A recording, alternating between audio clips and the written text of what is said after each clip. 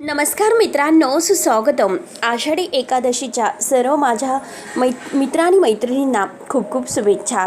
आनंदी या मालिकेच्या आजच्या भागामध्ये अगदी मनपूर्वक मी तुमचं स्वागत करते. आजच्या भागामध्ये माई मात्र आता आनंदीची प्रॅक्टिस घेत आहे, कारण तिला स्टेजवर आता किती पाऊल जायचं आहे आणि त्या कॅमेऱ्यामधून आता हे सगळं त्यांना कसं करायचं आहे हे, आणि हेडफोनद्वारे दोघी मात्र आता सगळं काही व्यवस्थित करत असतात, कारण आनंदीला तेथे गेल्यानंतर काही आता अडचण यायला नको. आनंदी सगळं काही माई सांगेल अगदी त्या पद्धतीने करणार आहे. त्यामुळे अंध असल्याचं जे काही तेथे तिला असं काही म्हणजे तेथे अडचणच यायला नको असं त्या मात्र एकमेकींबरोबर आता ही प्रॅक्टिस करत आहे. माई तिला आता 4 पाऊल आणखीन पुढे जायला सांगतात आणि आता मात्र डावीकडे वळून 8 पावलं सरळ पुढे जायचं सांगतात. माई मोबाईलमध्ये बघत असतात आपल्या स्क्रीनवर.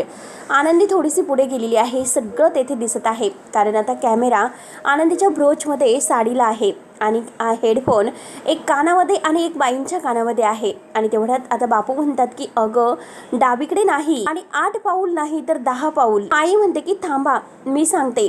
मात्र आता माई सांगितल्याप्रमाणे आनंदी 8 पाऊल आता पुढे चालत येते.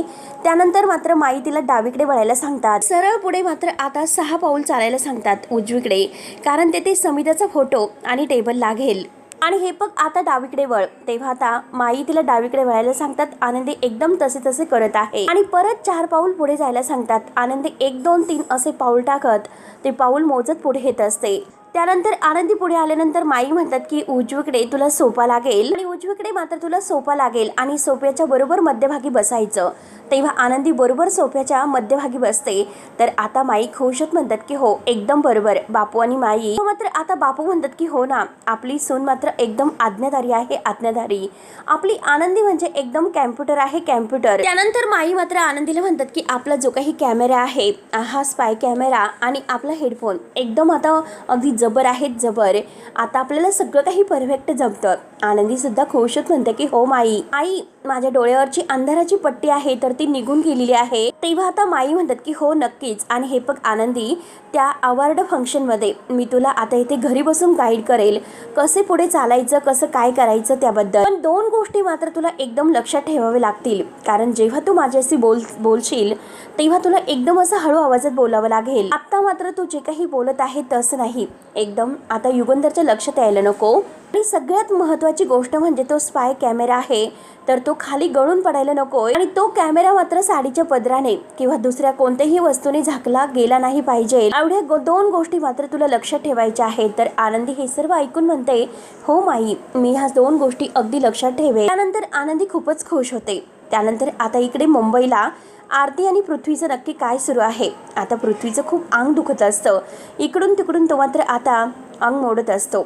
आणि आरती तयार होते. आता तो पृथ्वी मात्र आरतीलाच बोलत असतो की ह्या चेटकिनीने मला काल रात्री इतकं ब्लॅकमेल केलं ना, तिच्यामुळे मात्र आता माझं अंग फार दुखत आहे, शिरा भरलेले आहेत. तर वर ठेवलेला शर्ट सुद्धा त्याला घेता येत नसतो. तेव्हा तो आता खूप जोरात आईग करत असतो आणि ह्या सगळ्याचा बदला मी घेणार आहे असे सुद्धा त्याची बडबड सुरू असते. आरती काही त्याच्याकडे लक्ष देत नसते. तेव्हा आता आरती मुद्दा म्हणते की पृथ्वी सर जरा इकडे बघतात का. तेव्हा लगेच आता पृथ्वी वळून बघणार तर तेव्हा त्याला जोराची आता म्हणजे पाठीमध्ये चमक निघते आणि लगेच तो जोरात आईग असं ओरडतो. आणि आता आरती तर फार हसत असते. आरतीला इतकं हसू येत असतं, तोंड दाबू ती हसत आहे. तर पृथ्वी आता इकडून मात्र आरतीला म्हणत असतो की काय ग, त्रासात असणाऱ्या व्यक्तीला बघायला तुला मज्जा येते का. तू माझ्याशी जे काही वागली ना तर मी तुला नाही सोडणार. तू मला बाथरूममध्ये झोपवलं, या सगळ्याचं तुला पाप लागणार आहे असे चिडून म्हणत असतो. तेव्हा आता पृथ्वी शर्ट घेतो आणि शर्ट घालण्याचा प्रयत्न करत आहे, पण आता त्याला शर्ट काही घालता येत नसतो. तो इकडून तिकडून आता तोंड मुरडून बघत असतो. त्याला काही आता म्हणजे त्याचे शिरा आहे तर ते वळतच नसतात. तेव्हा आरतीला हसू येत असतं. आरती आता आपल्या जे डिझाईन वगैरे आहे तर ती फाईल चेक करत असते आणि पृथ्वी मात्र आता इतका वैतागून गेलेला असतो, काय करावं तेच त्याला कळत नसतं. आरती त्याला म्हणते की पृथ्वी सर आहो, दुसऱ्याची जर काही मदत लागत असेल तर स्पष्ट बोलावं. तेव्हा पृथ्वी म्हणतो की मला नकोय आणि मी मागणार सुद्धा नाही. तेव्हा मात्र आता आरती म्हणते की ठीक आहे मग करत बसा. तर पृथ्वी म्हणतो की एक गोष्ट लक्षात ठेव, आणि म्हणतो की वाघीण आहे म्हणून मी गवत खाणार नाही, आणि एक गोष्ट लक्षात ठेव, तुझ्या समोर तर मी कधीही हात पसरणार नाहीच. तेव्हा आरती म्हणते की अहो पृथ्वी सर, कसं आहे की आपण इकडे एका महत्त्वाच्या मीटिंगसाठी आलो. आता मात्र तुमचा इगो इथे सांभाळत बसायला नाही, त्यामुळे लवकरात लवकर आपल्याला मीटिंगला पोहोचायचं आहे, नाहीतर उशीर होईल. तर अगोदरच मीटिंगला जाण्यासाठी उशीर होत आहे. आणि माझे आबा नेहमी म्हणतात की अडचणीत असणाऱ्यांना मदत करावी. जर तो स्वतःला मोठा वाघ जरी समजत असेल ना, तेव्हा मात्र आता आरती लगेच त्याच्या जवळ येते आणि त्याच्या जवळ येऊन मात्र आता त्याचा हात धरते. आणि आता तो शर्ट आहे तर तो शर्ट घालण्याचा ती प्रयत्न करत असते. आणि तेवढ्यात मात्र आता दोघे एकमेकांना असे बोट वर करायला जातात. दोघांची बोटं एकमेकांच्या समोर येतात आणि दोघं एकमेकांकडे पाहत असतात. त्यानंतर मात्र आरती लगेच आता त्याचं मागून शर्ट घेते आणि शर्ट मात्र आपल्या हाताने व्यवस्थित करत ती त्याला आता व्यवस्थित अंगामध्ये घालते. तेव्हा पृथ्वी तिच्याकडे रोमांटिक होत बघत असतो आणि आरतीची नजरसुद्धा त्याच्यावर जाते, पण ती आता खाली बघत असते आणि पृथ्वी एकसारखा तिच्याकडेच बघत आहे. तर मित्रांनो, आता ह्या दोघांमध्ये एक प्रेमाची झुळूक व्हायला सुरुवात होते. तेव्हा दोघंही एकमेकांकडे पाहतच असतात. दोघांना मात्र आता एकमेकांच्या डोळ्यामध्ये डोळे घालून ते बघत आहे. त्यानंतर मात्र आता लगेच माई इकडे आनंदीची प्रॅक्टिस घेत आहे आणि सोफ्यावर आनंदी बसलेली आहे. त्यानंतर मात्र ते आनंदीला उठायला सांगतात आणि उजवीकडे मात्र आता तिला 6 पावले वळायला सांगतात. आनंदीला मात्र आता त्या उजवीकडे वळायला सांगतात आणि परत आता 10 पाऊल चालायला जाऊन किचनमध्ये जायला सांगतात. आणि किचनमधून आता आनंदी बरोबर तेथे तिचं देवघर आहे तर तेथे जाते आणि तेथून वळून पुन्हा माई तिला आता मागे यायला सांगतात. मागे आल्यानंतर आता डायनिंग टेबल असतो. डायनिंग टेबलजवळ आता आनंदी येते आणि आनंदी आणि माई या दोघींचंही आता एक असं. आणि युगंधर तेवढ्यात बाहेर आलेला असतो, कारण तो आता आपल्या रूममधून पायरी उतरून खालीच येत असतो. आणि परत माई डाव्या दिशेने मात्र सोफ्याच्या बाजूने चालायला सांगतात. आता बापू म्हणतात की अगं थांब थांब थांब. आनंदीला मात्र आता माई तेथेच म्हणजे थांबायला सांगतात, कारण युगंधर आलेला आहे हे मात्र माईंना आता स्क्रीनवर दिसते. तेव्हा आनंदी विचारते की माई काय झालं. तेव्हा लगेच आता माई म्हणतात की अगं युगंधर येत आहे आणि तो सरळ मात्र आता सविताच्या फोटोजवळ गेलेला आहे.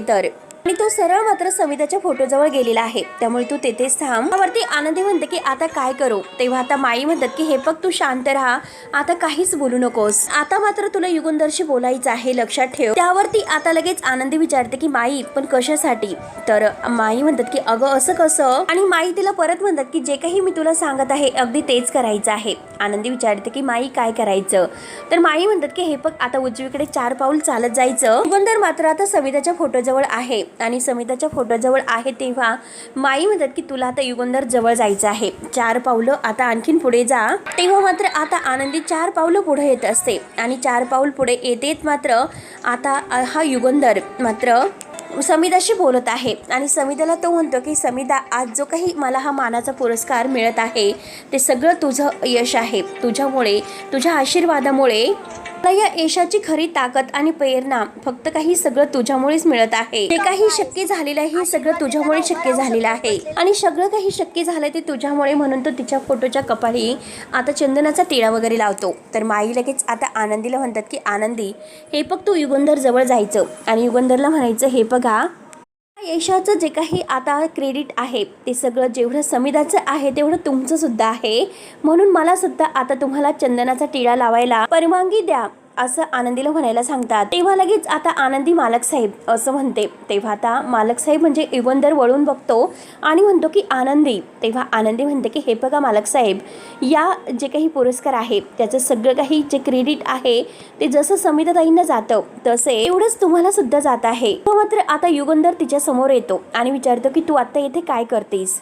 त्यावरती आनंदी म्हणते की हे बघा मालक साहेब, मला सुद्धा चंदनाचा टिळा लावण्याची परवानगी द्या. तेव्हा आता युगंधर आता आपल्या समिताच्या फोटोकडे बघतो आणि आनंदीला म्हणतो की ठीक आहे. तो आनंदीला टिळा लावण्याची परवानगी देतो.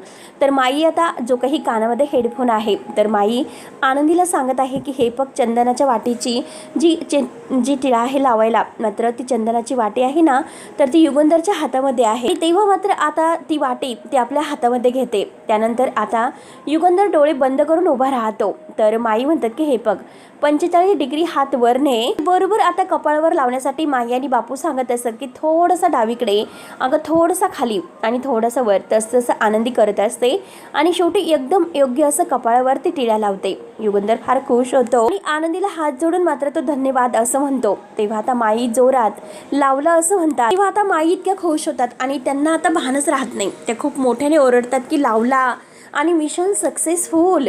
बापू म्हणतात की अगं तुला कळतं का किती मोठ्याने तू ओरडतेस. आणि तेवढ्यात युगंधरच्या कानावर मात्र हे सगळे काही आवाज ऐकू येतो आणि आनंदीच्या सुद्धा. तेव्हा आता युगंधर म्हणतो की माई, आणि आता माईंचा आवाज आला का. त्यानंतर आनंदी म्हणते की हो ना, कारण आजकाल मात्र माईंना मोबाईलचं वेड लागलेलं आहे. जे लहान मुलं गेम खेळतात ना त्यामध्ये, तर माईंना त्याचं वेड लागलेलं आहे. आणि एखादी नवीन लेव्हल जर त्यांनी पार केली तर माई असं ओरडतात. म्हणून आनंदी आता सावरून घेते माईंना. तेव्हा मात्र आता युगंधर हसतो. युगंधर म्हणतो की माई पण ना, आणि खूपच हसतो. तर आता इकडे माई सर्व ऐकत असतात. माई म्हणतात की बरं झालं आनंदी मला सांभाळून घेतलं. आणि माई मात्र आनंदीला मागे वळायला सांगतात आणि पुढे चालत यायला सांगतात. आणि आता मात्र तू आमच्या खोलीच्या दिशेने सरळ निघून ये. तोपर्यंत आता युगंधर फोनवर बोलत असतो. आता आनंदीने ती वाटी टेबलवर ठेवलेली असते आणि माई जसं सांगत आहे तसं मात्र ती सरळ आता माईंच्या खोलीकडे निघून येते. त्यानंतर आता शिल्पा आपल्या रूममधून खालीच येते. तर युगंधर तिला म्हणतो की ताई बरं झालं तू आलीस, कारण एक महत्त्वाचं काम तुझ्याकडे होतं असे म्हणतो. की तो आता शिल्पाला सांगतो. शिल्पाला म्हणतो की अगं आम्ही जिकडे त्या सोहळ्यासाठी आता दोघं जोडीने जात आहोत आणि तो पारंपरिक सोहळा आहे, त्यामुळे तू आनंदीला छान अशी साडी नेसव, तिला दागदागिने घाल आणि तिकडे डायरेक्ट पाठवून दे. तेव्हा आता शिल्पाचा फारच जळफाट होत असतो, पण ती फक्त युगंधरचं बोलणं ऐकून घेत असते. आणि हे बघ मला दुपारपर्यंत एक मीटिंग आहे आणि मी तयार होऊन तिकडे डायरेक्ट निघून जातो. तोपर्यंत तू आनंदीला तयार कर आणि तिला तिकडे पाठवून दे. फॅक्टरीमधील काम झाल्यानंतर मी तिकडे निघून जातो. तोपर्यंत तू काही गडबड वगैरे करू नकोस. जसे मी सांगितलेले आहे तसं आनंदीला तयार कर आणि तिला तिकडे पाठवून दे. तेव्हा मात्र आता शिल्पा काहीच बोलत नाही. शिल्पा फक्त आता विचार करत असते आणि युगंधर मात्र आता फॅक्टरीत निघून जातो. आता शिल्पाला राग आलेला असतो. शिल्पा म्हणते की कचऱ्यातून उचलून आणलेल्या मुलीला मी माझ्या हाताने तयार करायचं का. म्हणून शिल्पाला आता फारच राग आलेला असतो. शिल्पा आता तोऱ्यातच असते. त्यानंतर इकडे आरती, आता पृथ्वीला काही आता त्याच्या हाताने जमत नसतं, म्हणून आता शर्ट वगैरे घातल्यानंतर त्याचं कोट वगैरे घालते आणि त्यानंतर कंगवा घेऊन आता तिचे केस सुद्धा आता विंचरत असते. आता पृथ्वी एकही शब्द न बोलता सारखा तिच्याकडे बघत असतो आणि आरती तिचं काम करत असते, पण ती काही त्याच्याकडे लक्ष देत नाही. पृथ्वीचं सारखं काही लक्ष आता ह्या आरतीवरच असते. मात्र ती केस विंचरून आता पृथ्वीकडे पाहते. पृथ्वीचे केस आपल्या हाताने सारखे करते. तर आता पृथ्वी तिच्याकडे पाहत असतो. त्यानंतर आता आरती ही सुद्धा त्याच्याकडे बघते तर पृथ्वी आता थोडासा कावराबावरा होतो आणि थँक्यू बोलून तो बाजूला होतो. त्यानंतर आता तो म्हणतो की आरती तू सुद्धा तयार हो. त्यावरती आरती म्हणते की अरे मी तयारच आहे. तर पृथ्वी म्हणतो की तू अशी येणार आहेस, अशी तयार आहेस का तू. अगं एका महत्त्वाच्या मीटिंगसाठी चाललो आपण, एवढ्या बेसिक कपड्यामध्ये तू नाही येऊ शकत. त्यावरती आता आरती म्हणते की अरे एक मिनिट, अरे छानच कपडे आहेत आणि तू असं का म्हणतोस. आणि हे बघ छान कपडे आहे, मी मात्र ह्याच कपड्यामध्ये येणार आहे. त्यावरती तो आरतीच्या मागे येतो. आरतीचा हात धरून तिला आता ओढतो आणि म्हणतो की आरती या कपड्यामध्ये तू एकदम अशी मीडिओकर दिसते. हे बघ तू जर माझ्याबरोबर येणार असेल तर तू ह्या कपड्यामध्ये नाही येऊ शकत, कारण आपण एका महत्त्वाच्या मीटिंगसाठी खूप क्लायंटला भेटायला जाणार आहोत. आरती म्हणते की अरे काय होतं ह्या कपड्यामध्ये, आणि एक गोष्ट लक्षात ठेव मी अशीच आहे आणि मी असेच कपडे घालणार आहे. मी काही कपडे चेंज वगैरे नाही करणार. बाहेर असो कुठेही असो मी असेच अगदी स्वच्छ आणि साफ हलके मस्त कपडे घालत असते. तेव्हा तो आरतीच्या जवळ आलेला असतो. आरती मात्र आरशासमोर उभी असते आणि तो आरतीच्या हाताला धरतो आणि त्याच्याकडे वळवतो. तेव्हा तो आरतीला आरशामध्ये बघत असतो आणि आरशामध्ये बघून तो आरतीच्या खूप जवळ येतो. तेव्हा आता आरती विचारते की काय झालं, या कपड्यामध्ये काय होतं आणि तुला काहीतरी बदल करावा लागेल, खूप महत्त्वाची मीटिंग आहे. आणि तो आरशामध्ये बघतच असतो आणि आरशामध्ये बघून तो आरतीकडे बघून हसतो. तेव्हा मात्र आता लगेच आरती त्याला विचारते की काय बदल करायचा आहे आणि तो तिच्याकडेच बघत असतो. तिचा मात्र हात धरतो. आरती आता बाजूला जायला निघते, पण आता ह्या पृथ्वीने तिचा हात धरलेला असतो. आता आरती थोडीशी लाजते. तेव्हा मात्र तो आरतीच्या खूपच जवळ येतो. आरतीला काहीतरी वेगळंच वाटत असतं. आरती आता लाजत असते आणि त्याच्याकडे बघत असते. तेव्हा मात्र आता तो आरतीच्या जवळ येतो आणि तिचा क्लच काढून तिचे केस मोकळे करतो आणि तिचे केस मोकळे करून आता थोडेसे मॉडर्न पद्धतीचा लुक देतो. आणि आता आरती त्याच्याकडे पाहतच असते. आरती त्याच्याकडे बघून खुशत हसत असते आणि तो आरतीला आता मोकळ्या केसामध्ये बघून आता तिच्याकडे बघून हसतो. दोघंही आता एकमेकांकडे पाहत असतात आणि दोघांनाही आता वेगळंच फील होत असतं. आणि तेव्हा मात्र आता तो लगेच हा पेन्सिल घेतो आणि त्यामुळे आता तिच्या कपाळावर एक टिपका ठेवून देतो आणि आता आरती त्याच्याकडे पाहतच असते आणि आता हा पृथ्वी सारखा तिच्याकडे बघत असतो आणि हसतोय. तेव्हा आरती विचारते की काय झालं सर, मी चांगली नाही दिसत का? तर आता पृथ्वी खुश होत हसतो आणि ब्युटिफुल असं म्हणतो आणि म्हणतो की आता तरी मी तुला सहन करू शकतो, तू बरी दिसते, चल आता चल लवकर, चला लवकर निघायचं आहे. आरती चल, आपल्याला उशीर होतोय, आपल्याला मीटिंगसाठी वेळेवर पोहोचायला हवं, चल लवकर. तर आता आरती काही बोलत नसते. आरती सारखी आता त्याच्याकडे बघत असते आणि तो आता बॅग वगैरे घेतो. त्याला आता म्हणजे हाताला पुन्हा त्याच्यात असं अंग भरल्यासारखं होत असतं. तो आता इकडून तिकडून आळेपेळे देत असतो.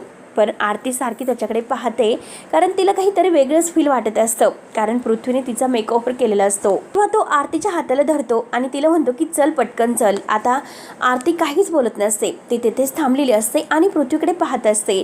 पृथ्वी आता बॅग वगैरे घेतो आणि चल चल लवकर म्हणून आरती अजूनपर्यंत तेथेच उभी असते. तेव्हा तो बाहेर जातो.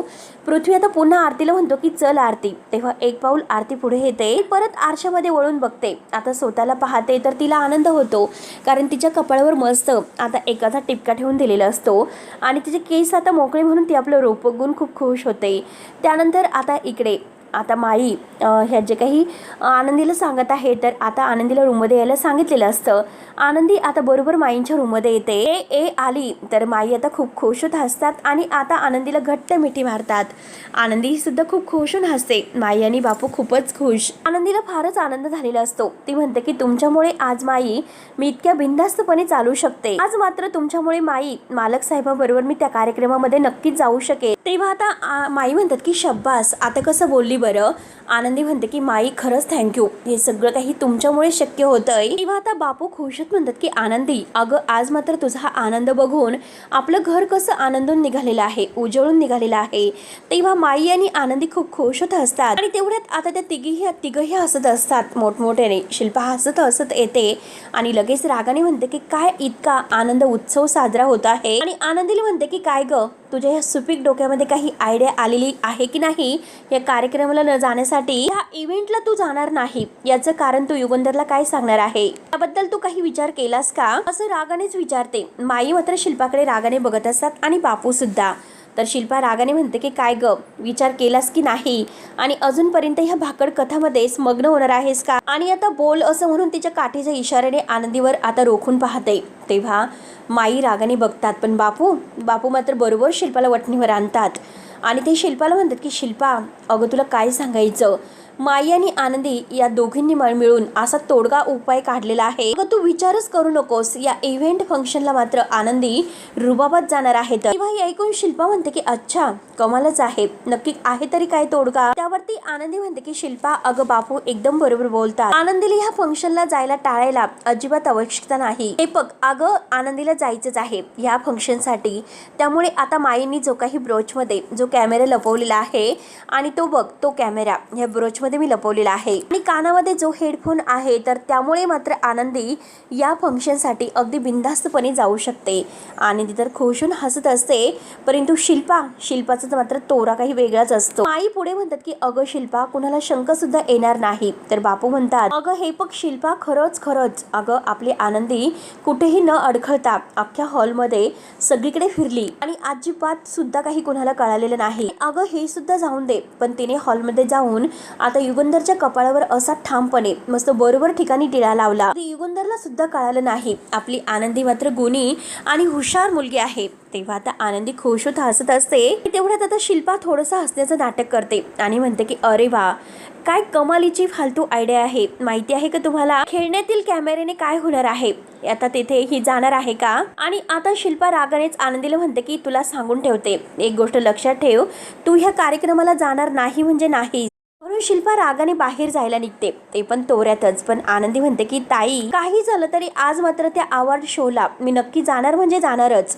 तर शिल्पा रागाने लगेच आता वळून आनंदीकडे पाहते. आनंदी मात्र आता काही शिल्पाला घाबरतच नसते. तेव्हा आता माई आणि बापू हसतात, कारण आनंदीने अगदी चोख उत्तर दिलेलं असतं. शिल्पा तोऱ्यातच आनंदीकडे वळून बघते. त्यानंतर मात्र आनंदी आता शिल्पाला म्हणते की ताई साहेब, आजपर्यंत तुम्ही मला या घरात जे जे काही सांगितलं, जे जे काही उपदेश दिलेले आहेत, सगळं काही मी गपचूप ऐकलेत आणि स्वीकारले सुद्धा. एक मोलकरीण म्हणून मी ते गपचूप ऐकले सुद्धा आणि स्वीकारले सुद्धा आणि सगळं तुमच्या मनासारखं केलं सुद्धा. आज मात्र मालक साहेबांना त्यांनी केलेल्या रात्रंदिवस कष्टाचं फळ मिळणार आहे आणि मालक साहेबांची मनापासून अशी इच्छा आहे की त्यांची पत्नी म्हणून मी त्यांच्या पाठीमागे खंबीरपणे उभी असावी. हे बघा ताई साहेब, मला मालक साहेबांकडून कोणत्याही सोने नाण्याची किंवा निंबाळकरांकडून मिळणाऱ्या निंबाळकरांची सून असणाऱ्या मानाची मला कोणतीच इच्छा नाही. मला काहीही नकोय. आज मात्र मी मालक साहेबांसोबत आता ते अवॉर्ड फंक्शन साठी जर गेले नाही तर निष्कारण त्यांची आता ही नाचकी होईल, त्यांना नाव ठेवलं जाईल. तर त्यांनी अगोदरच मीडियासमोर शब्द दिलेला आहे की तेथे मी मात्र त्यांच्यासमोर असेल म्हणून. आणि हे बघा ताईसाहेब, माझा हा नकार म्हणजे मुळातच तुमचा अनादर नाही, तुमचा अपमान व्हावा यासाठी मी हे सर्व नाही बोलत. आणि हे बघा, मी सगळं काही करायला तयार आहे, पण किती काही झालं, तुम्ही कितीही अडवलं तरी सुद्धा मी माझा पत्नी धर्म आणि त्यांची साथ अगदी सोडणार नाही. सगळं काही मी आज ऍडजस्ट करणार आहे. तेव्हा आता माई आणि बापू खुश होत असतात. आता मात्र आनंदीने बरोबर उत्तर दिलेलं असतं. त्यानंतर पुढे आनंदी म्हणते की हे बघा, आता तर आमचं हे लग्नाचं सत्य आहे, तर ते मुलांनी सुद्धा स्वीकारलेलं आहे. ती काही झालं तरी मी त्या कार्यक्रमाला जाणार म्हणजे जाणारच. आता शिल्पाला रागच येतो. शिल्पा तोऱ्यातच बाहेर निघून येते, काही न बोलता. आनंदीच्या डोळ्यात पाणी आलेलं असतं. ते आपल्या डोळ्यातील पाणी पुसते. परंतु मित्रांनो, आता ह्या नालायक विद्याधरने हे सगळं काही बोलणं ऐकलेलं असतं आणि तो स्वतःशी फार असतोय आणि तो म्हणतो की आता मनामध्ये, युगंधर निंबाळकर, आज मीडियासमोर तुझी आणि तुझ्या बायको अशी इज्जत मी काढतो, तुम्हाला मात्र कुणासमोर तोंड दाखवायला सुद्धा जागा नाही उरणार. म्हणून आता विद्याधर यामध्ये काहीतरी खोडा घालण्याचा प्रयत्न करणार आहे. म्हणजे तो आता आनंदीला तिकडे फंक्शन मध्ये जाऊन देईल. परंतु आता ह्या फंक्शन मध्ये आनंदी मात्र आता युगंधरला मात्र काय असं म्हणजे तो काय करेल त्याचा प्लॅन तो आखायला तयार होतो. तेव्हा मित्रांनो, हा भाग येथे संपतो. पुढील भागामध्ये आनंदी मात्र आता ह्या फंक्शन मध्ये आलेली असते. ती मागून गाडीने येते. विद्याधर तयार होऊन आता तेथे मीडियासमोर आनंदीची वाट बघत आहे आणि तेवढ्यात तेथे आनंदी आलेली असते. आनंदी जेव्हा गाडीतून खाली पाय ठेवते तेव्हा मात्र आनंदीचा जो काही आता पूर्णपणे लुक आहे तो पूर्णपणे बदललेला असतो. एका वेगळ्याच विषयामध्ये तिथे आलेली असते. युगंधरने तिला साडी वगैरे नेसून सांगितलेलं असतं, परंतु आनंदी मात्र आता असं वन पीस घालून तेथे आलेली असते. व मात्र आता जेव्हा आनंदी तेथे येते तर तिला आता असं काहीतरी वन पीस मध्ये वेगळंच वाटत असतं. तर युगंधर तिच्या जवळ येतो आणि तिच्या खांद्यावर आता जे काही उघडं अंग आहे तर त्यावर शाल टाकतो आणि शाल टाकून आता मात्र आनंदीला खूप हसू येत असतं. आनंदी खुश होत हसत असते. त्यानंतर युगंधरला मात्र आता काहीतरी प्रश्न मीडिया विचारत असतात आणि आता हे रिपोर्टर जेव्हा प्रश्न करतात तेव्हा युगंधरला काही उत्तर देता येत नाही. तर आनंदी इंग्लिशमध्ये फाड उत्तर देऊन मोकळी होते. आनंदी लगेच पुढे येते. आनंदी म्हणते की हे बघा, जे काही विचारायचं असेल ते प्रश्न मला विचारा, त्यांना काही विचारू नका. त्यावरती मात्र आता युगंधर आनंदीकडे पाहत असतो. तर मित्रांनो, आता पुढे नक्की काय होईल हे बघायला विसरू नका. तोपर्यंत धन्यवाद.